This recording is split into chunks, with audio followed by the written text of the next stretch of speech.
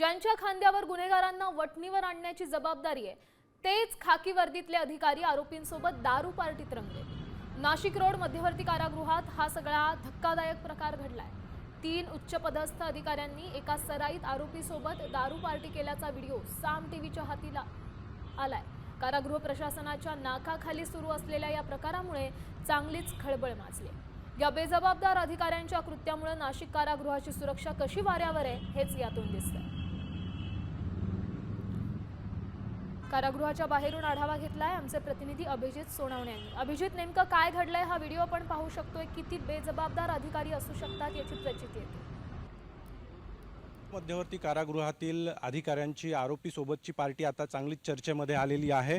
नाशिकच्या जिल्हा मध्यवर्ती कारागृहाच्या परिसरामध्येच अधिकाऱ्यांचे त्या ठिकाणी राहण्यासाठीचे घरं आहेत आणि त्याच परिसरामध्ये ही संशयित आरोपी सोबत पार्टी झाल्याचा व्हिडिओ सध्या सोशल मीडियावर व्हायरल झालेला आहे। फसवणुकीच्या गुन्ह्यामध्ये जामिनावर कारागृहाच्या बाहेर असलेल्या संशयित आरोपी सोबत या अधिकाऱ्यांनी पार्टी केल्याचं या व्हिडिओमध्ये दिसत असल्यामुळे या व्हिडिओची सध्या चांगलीच चर्चा रंगलेली आहे। कारागृहाचे अधिकारी निवासस्थानाच्या परिसरामध्ये हा सगळा पार्टीचा जो व्हिडिओ आहे तो व्हायरल झालेला आहे आणि या व्हिडिओ व्हायरल झाल्यानंतर कारागृह प्रशासनामध्ये देखील मोठ्या प्रमाणात खळबळ उडालेली आहे। गंभीर गुन्ह्यातील आरोपी असलेल्या कारागृहाच्या सुरक्षा व्यवस्थेवर देखील या सगळ्या निमित्ताने खरं तर प्रश्नचिन्ह उपस्थित होत आहे। संबंधित अधिकारी आणि संशयित यांच्यातील संबंधाबाबतची चर्चा देखील दबक्या आवाजात सध्या सुरू आहे आणि एकूणच आपण जर बघितलं तर हा सगळा व्हिडिओ समोर आल्यानंतर आता कारागृह प्रशासनाकडून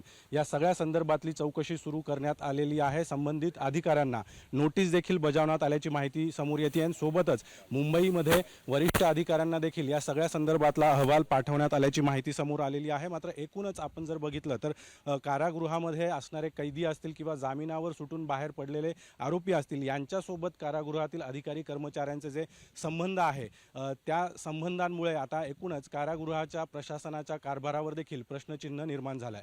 आता या सगळ्या प्रकरणामध्ये संबंधित दोषी अधिकाऱ्यांवर नेमकी काय कारवाई केली जाते हे देखील पाहणं महत्त्वाचं असेल। कॅमेरामन प्रवीण काळबांडेसह अभिजित सोनवणे, साम टीव्ही, नाशिक।